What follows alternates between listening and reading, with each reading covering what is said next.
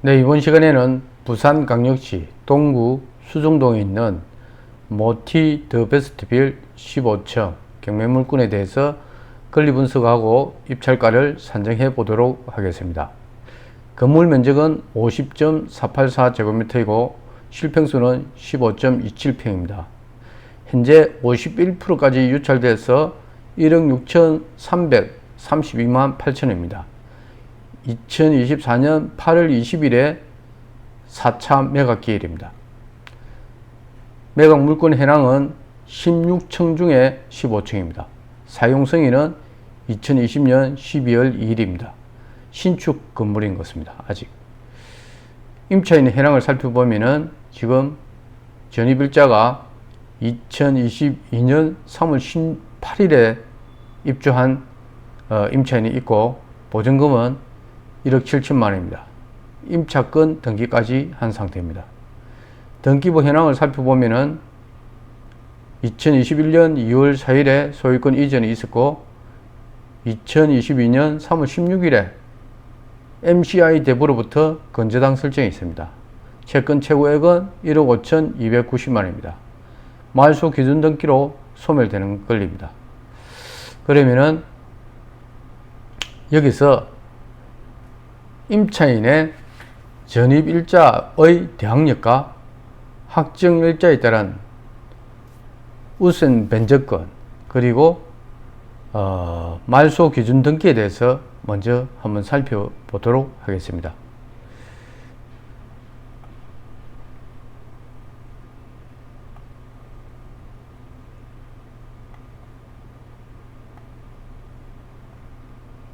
자, 말소 기준 등기는 경매를 낙찰받고 낙찰자가 최고가 매수 신고이 되면은 잔금 납부를 하고 나면은 소유권 이전 등기를 하게 됩니다. 소유권 이전 등기를 하면서 기존 경매부동산의 등기부상에 있는 권리들 중에서 말소 촉탁 등기 대상이 되는 권리는 소멸을 시키고, 그리고 말소 촉탁 대상이 되지 않는 권리는 매수인이 인수하게 되는데, 이때 말소와 인수의 기준이 되는 권리가 바로 말소 기준 등기, 말소 기준 권리라고 합니다. 그러면은 말소 기준 권리의 종류에 대해서 한번 살펴보겠습니다. 자, 말소 기준 등기의 종류에는 압류, 가압류, 저당권, 건저당권, 담보가 등기, 경매 개시 결정 등기, 이렇게 해서 먼저 6가지가 있습니다. 그러면은 이 6가지 중에서 등기부상의 접수일자가 가장 빠른 등기가 말소 기준 등기가 되는 것입니다. 그러면은 해당 물건을 살펴보면서 이 물건에서는 말소 기준 등기가 어떻게 정해지는지 한번 살펴보도록 하겠습니다. 자, 이거 지금 보면은 등기부를 보면은 권리가 지금 6가지 있습니다. 소유권 이전, 건저당, 가압류, 임의경매, 주택 임차권, 이렇게 있습니다. 그러면 조금 전에 살펴본 대로 지금 6가지의 권리 중에서, 자, 다시 한번 살펴보면은 말소 기준 등기가 되는 권리는 6가지, 압류, 가압류, 저당권, 건저당권, 담보가 등기, 경매 개시 결정 등기, 이렇게 있습니다. 이 중에서 등기부상의 접수일자가 가장 빠른 등기가 말소 기준 등기가 되는 것입니다. 그럼 여기서 자, 6가지 중에 해당되는 것이 지금 건저당 있고, 가압류 있고, 또 경매 개시 결정 등 임의 경매 있고, 그 다음에 주택 임차권은 해당되지 않습니다. 그리고 여기 소유권도 말소 기준 권리가 되지 않습니다. 그런데 지금 말소 기준 권리가 되는 중에서 건저당하고 가압류가 있으면은, 건저당은 2022년 3월 16일입니다. 그런데 가압류는 2022년 9월 23일입니다.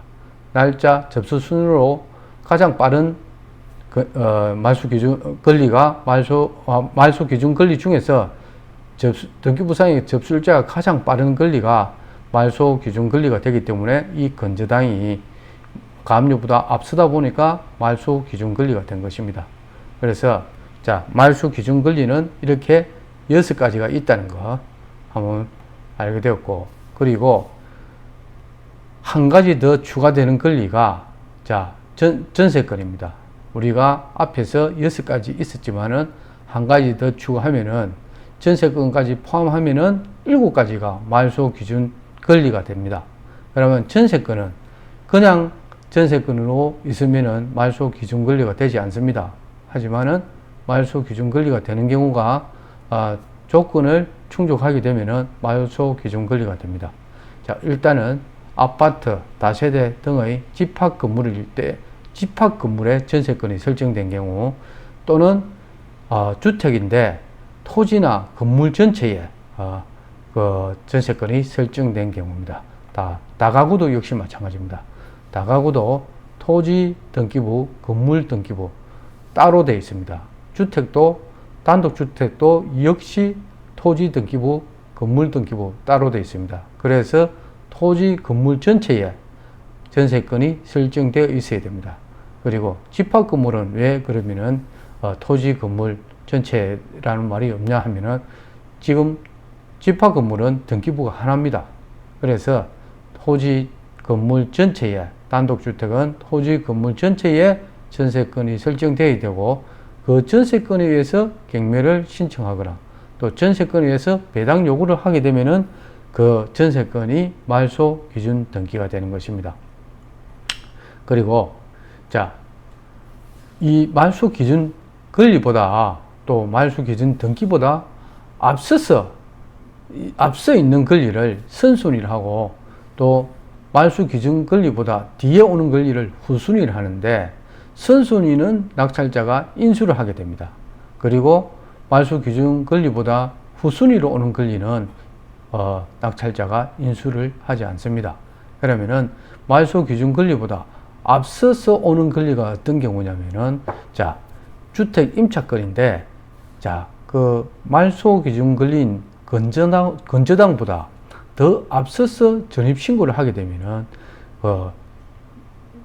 낙찰자가 임차인의 보증금을 인수하게 되는 것입니다. 그런데 말소 기준 권리보다 임차인이 전입신고를 뒤에 한다면은, 후순위를 한다면은 그 보증금을 인수하지 않아도 됩니다. 자, 이 정도 알면은 이 물건을 권리 분석할 수 있습니다. 자, 보면은, 그리고 한 가지 더 살펴볼 것은, 자, 대항력에 대해서 살펴보겠습니다. 먼저 대항력 살펴보기 전에 이 물건 가지고, 자, 보면은 말소 기준 권리보다 앞서서 말소 기준 권리인 건저당보다 앞서서 전입을 하면은 지금 낙찰자가 인수를 해야 됩니다. 그러면은 이 날짜를 보면은 2022년 3월 16일입니다. 건저당이. 그런데 전입신고는 임차인이 2022년 3월 18일에 했습니다. 이 보면은 벌써 날짜가, 이 보면은 건저당은 3월 16일인데 전입일자는 2022년 3월 18일입니다. 지금 날짜가 더 늦습니다. 건저당이 말소 기준 권리보다 전입일자가 늦습니다. 그러면은 낙찰자가 인수를 하지 않고, 만약에 이 전입일자가 건저당 설정일자보다 더 빠를 경우는 낙찰자가 요 임차인의 보증금을 인수하게 되는 것입니다. 그래서 조금 전에 살펴본 대로 말소 기준 권리보다 앞서서 선순위인 바로 임차인이 전입일자가 더 빠를 경우에 선순위라 하는데, 이 경우는 낙찰자가 인수를 해야 된다는 것입니다. 그리고 말소 기준 권리보다 뒤에 전입신고를 한 임차인의 보증금은 후순위인데, 이럴 경우는 낙찰자가 인수하지 않는 것입니다. 자, 그 정도 또 아시고 다시 또 대항력에 대해서 설명해 드리겠습니다. 자, 일단은 여기는 이 임차인은 말소 기준 권리인 건저당 등기 일자보다 전입일자가 늦습니다. 그래서 일단은 낙찰자가 인수할 이유가 없습니다. 그러면은, 자, 임차인의 대항력 요건하고 대항력 효력 발생일에 대해서 또 한번 설명드리도록 하겠습니다. 자, 보면은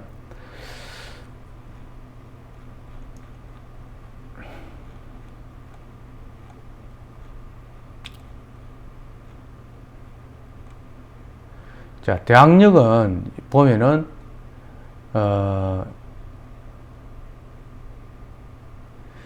임차인이 대항력이 있게 되면은 자기 보증금을 낙찰자로부터 보호를 받을 수 있고, 또 인도를 해주지 않아도 되는 그런 대항력 힘을 가지게 되는 것입니다. 그리고 대항력은 그럼 어떤 요건을 가지고 있어야 되냐면은, 자, 대항요건은 전입과 인도를 말소 기준 등기보다 앞서서 해야 됩니다. 자, 그러면은 전입은 주민등록 신고를 말하는 겁니다.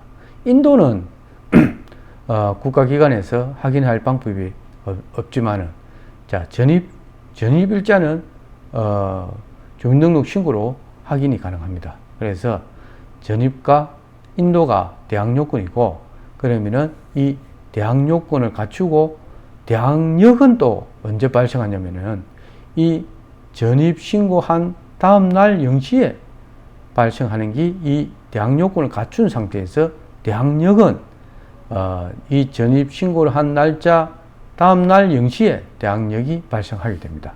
그래서 자, 말소 기준 등기보다 앞설 때는 이 대항력 요건을 갖추고 있으면은 대항력이 인정되지만은, 이 대항요건을 갖추기 전에 선순위 권리인 말소 기준 권리가 있다면은 대항력이 인정되지 않습니다.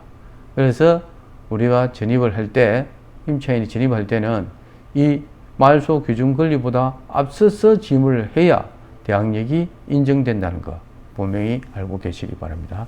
그럼 여기서 지금 보면은, 일단 보면은 이 물건 가지고 보면은, 자, 말소 기준 권리보다 이 일자보다 2022년 3월 16일보다 전입일자가 2022년 3월 18일이다 보니까 늦습니다. 늦다 보니까 지금 조금 전에 보신 대로, 자, 늦으면은 선순위 권리가 이 대항요건을 갖춘 것보다 앞서서 있으면은 대항력이 인정되지 않는 것입니다. 그래서 이 지금 임차인 같은 경우는 지금 보면은 이 날짜보다 3월 18일 2022년 3월 18일보다 앞서서 3월 16일에 2022년 3월 16일에 말소 기준 권리인 건저당이 있기 때문에 자기 대항력이 없는 상태가 되는 것입니다. 그래서 자기 보증금 1억 7천만 원 보호를 받을 수 없는 상태가 되는 것이죠. 자, 그리고 다시 또 설명드리면은, 자, 이렇게 대항력에 대해서 알아봤고, 그러면 이 대항력 효력 발생일은 그럼 어떻게 되냐면은, 대항력 요건은, 자, 대항요건은 전입 신고하고, 그 다음에 인도를, 주택 인도를 하면 되는데, 대항력의 효력 발생일은 전입 신고일이 아닙니다. 전입 신고일이 아니고, 주택의 인도와 주민등록을 한 날, 다음날 0시에 대항력의 효력이 발생한다는 것. 이 부분이 중요합니다. 자, 주택의 인도와 주민등록을 한 바로 그날 효력이 발생하는 게 아니고, 대항력의 효력 발생일은 다음날 0시에 대항력의 효력이 발생한다는 것입니다. 그래서 이 경매물건에서도 대항력의 효력 발생일은, 자, 대항요건은 잘 갖췄습니다. 전입 신고했기 때문에 당연히 인도도 때가 있는 것으로 간주를 해야 됩니다. 그러면은 대항요건은 3월 18일에 2022년 3월 18일에 대항요건을 갖춘 것이고, 대항력 발생일은 이 다음 날 0시입니다. 2022년 3월 18일이 아니고, 대항요건을 갖춘 날은 18일이고, 대항력이 발생하는, 이 대항력의 힘이 발생하는 날은 3월 18일이 아니고 3월 그 다음 날 0시 3월 19일 0시에 대항력의 효력이 발생한다는 것입니다. 그래서 일단 이 물건은 말소 기준 권리인 건저당 일자보다 후순위로 전입을 신고하는 바람에 보증금이 보호를 못 받고 대항력이 없는 상태입니다. 그래서 낙찰자 입장에서는 임차인의 보증금을 인수할 이유가 없는 그런 편안한 물건입니다. 자, 이 정도 살펴보시고, 자, 이 물건을 그러면은 권리 분석을 해보니까 편안하게 입찰할 수 있는 그런 물건입니다. 그래서 우리가 보증금을 인수받는다든지 문제되는 권리를 인수받는다든지 그런 경매물건이 아니기 때문에 자, 우리가 입찰가만 잘 산정하면은 낙찰받을 수 있는 그런 물건입니다. 자, 그러면은 국토교통부 실거래가를 보면서 이 물건의 입찰가를 산정해 보도록 하겠습니다. 건물 면적은 50.484제곱미터입니다. 자, 보면은 국토교통부 실거래가를 보면은 지금 실제 신축 건물이다 보니까 거래가 많이 없습니다. 그래서 지금 조금 전에 살펴본 지금 건물 면적이 50.484입니다. 50.484인데 조금 약간 작은 지금 49.4653제곱미터가 2022년 4월 8일에 3억 3천만 원에 지금 거래가 되었습니다. 그리고 2022년 4월 8일이면은 우리나라 부동산 경기가 상승기였기 때문에 지금 2024년 8월로 보면은 적어도 1억 이상을 이 금액에서 저감시켜야 지금 가격을 실거래가로 볼 수 있습니다. 그러면 한 1억 3천 정도를 저감시키면은 한 2억 정도, 2억 아래에서 이 해당 물건이 실거래가로 보여집니다. 그러면은 우리는 한 1억 8천이나 2억 사이에서 이 물건의 실거래가로 보겠습니다. 그러면 다시 입찰가를 산정하기 위해서 우리는 이 물건의 실거래가는 1억 8천에서 2억 사이로 보겠습니다. 그러면은 그걸 기준으로 해서 그러면은 입찰가를 산정해 보겠습니다.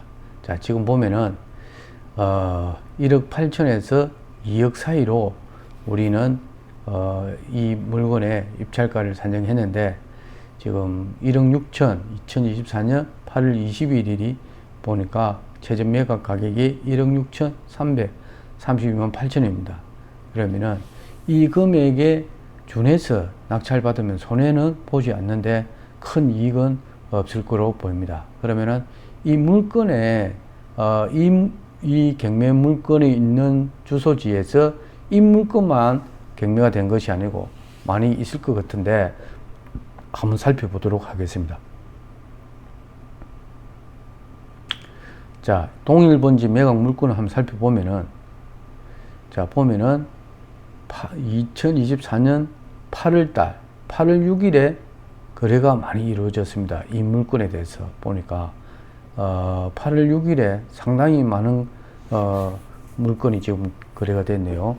매각이 된 상태인데 거의 47% 정도 이 물건이 상당히 많이 나왔습니다. 이 지금 보니까 8월 1일 계속 물건이 있네요. 올해 있는데 지금 보면은 50%, 52%, 47% 이렇게 지금 나와 있습니다. 그럼 지금 이 평수대로 하면은 자, 이 평수에는 그러면은 어떻게 됐는지 한번 보겠습니다.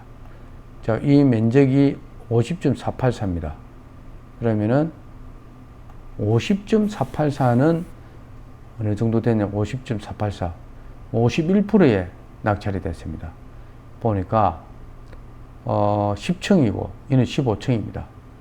15층인데 지금 보니까 51% 보니까 1억 5,800에 자 1억 5,800에 됐네요.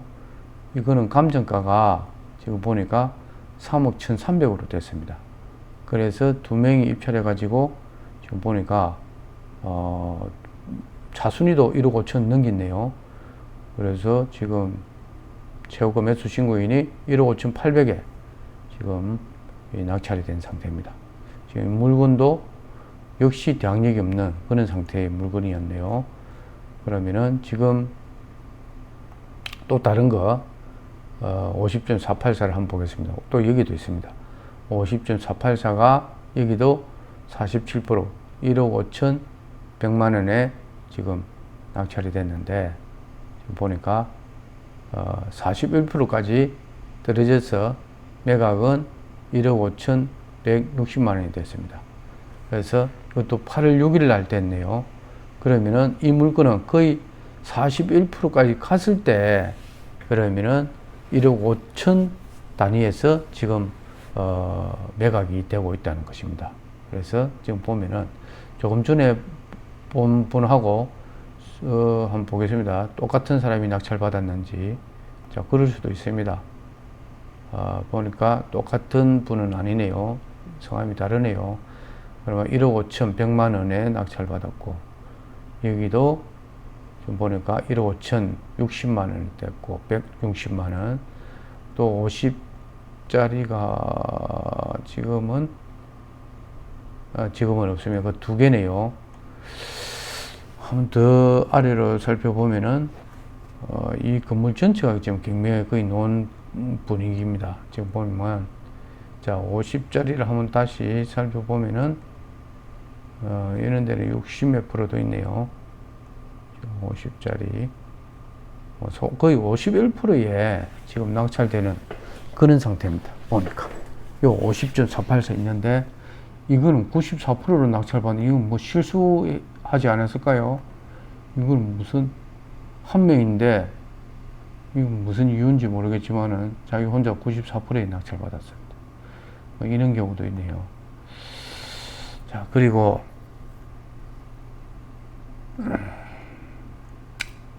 나머지는 대부분이 뭐 50% 미만입니다. 그래서 결국에는 이 물건을 보면은 자, 50.484는 51%, 또 여기도 47% 이런 상태입니다. 그리고 감정가는 3억 2천이고 여기는 3억 1,300입니다. 그럼 지금 나온 물건은 보니까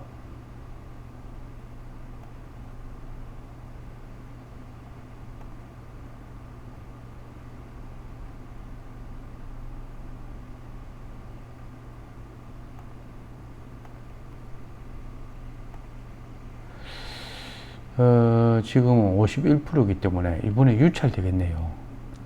보니까 지금 낙찰받아도 우리가 실거래가를 1억 8천에서 2억을 받는데 뭐 단독 입찰될 것 같은데 한 1,000만 원 정도 자기가 더 저가에 낙찰 받고 싶으면은 뭐 한 번 더 유찰됐을 때 이제 입찰할 것 같고, 자기가 단독으로 낙찰 받고 싶으면은 8월 20일에 입찰을 할 것 같습니다. 근데 이 물건에 대해서는 거의 뭐 1억 5천 대에서 낙찰을 받았기 때문에 모르겠어요. 꼭 필요하다 하면은 이번에 낙찰을 받아도 될 것 같아요. 그게 뭐 이 지금 뭐 이 가격으로 들어가면은 단독 입찰 될 것 같네요.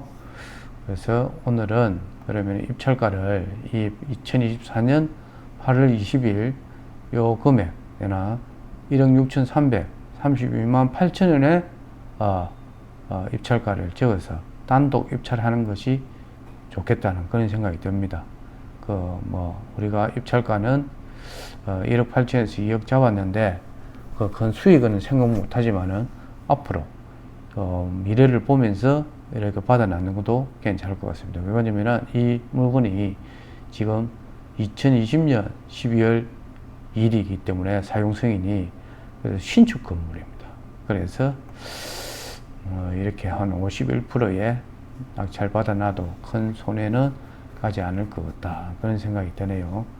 자, 오늘은 입찰가는 이렇게 8월 20일에 단독 입찰하는 거로 해서 1억 6,332만 8천원 1억 6,300 뭐 33만원 하겠습니다. 33만원 적기 편하거든.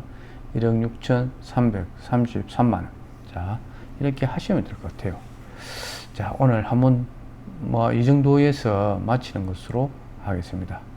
자, 오늘 강의 듣는데 수고 많으시고, 구독 안 하신 분들은 구독하시고 계속 강의를 들으시면 되겠습니다. 감사합니다.